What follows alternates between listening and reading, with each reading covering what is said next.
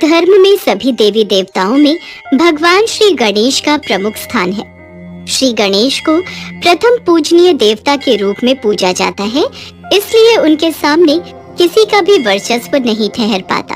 शास्त्रों में कुबेर को धन का राजा कहा गया है, पर एक बार कुबेर को अपने धन वैभव पर बहुत अभिमान हो गया और उन्होंने सोचा कि मेरे पास इतनी धन समृद्धि है, मैं इसका प्रदर्शन कैसे करूं? इसलिए उन्हें विचार आया कि क्यों न मैं शंकर जी को अपने घर पर भोजन का न्योता दूं और उन्हें अपना वैभव दिखाऊं। ये विचार लेकर कुबेर कैलाश पर्वत पर गए और वहाँ शंकर जी को भोजन पर पधारने का न्योता दिया।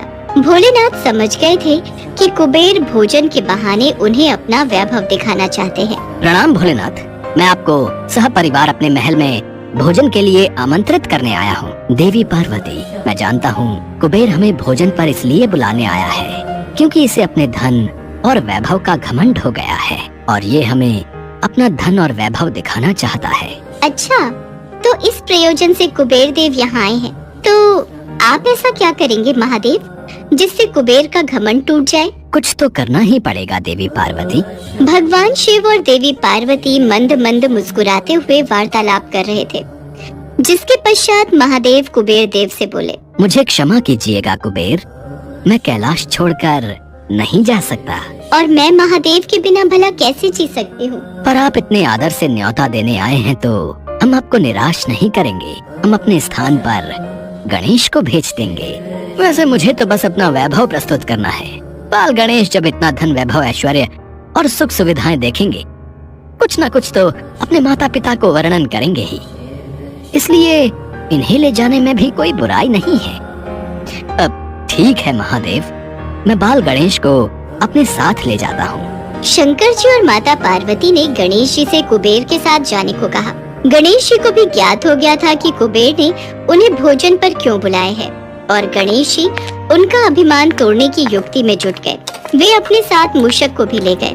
गणेश जी, आप पहली बार मेरे महल में आए हैं, तो एक बार मेरे सोने के महल और बाग बगीचों का आनंद ले लेते। नहीं कुबेर जी, पहले मैं भोजन करूँगा।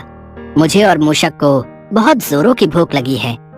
उसके पश्चात ही मैं कुछ और काम करूँगा। जैसी आज्ञा गणेश जी। शीघ्र ही हमारे अतिथियों के लिए सोने चांदी के बर्तनों में भोजन परोसा जाए। कुबेर के महल में गणेश जी और उनके मूषक को भोजन परोसना शुरू किया गया। दिखावे के लिए सोने चांदी के पात्रों में अति स्वादिष्ट पकवान परोसे गए। गणेश जी ने एक एक कर उन्हें खाना शुरू किया। कुछ ही समय में सारे पकवान समाप्त हो गए। गणेश जी की भूख शांत होने का नाम ही नहीं ले रही थी।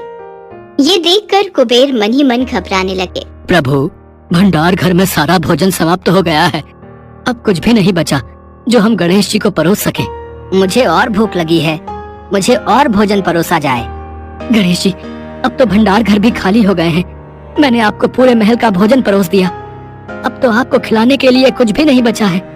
आपने मुझे मेहमान स्वरूप घर में बुलाया है, अब मैं यहाँ से भूखा जाऊँ, ऐसा कैसे हो सकता है?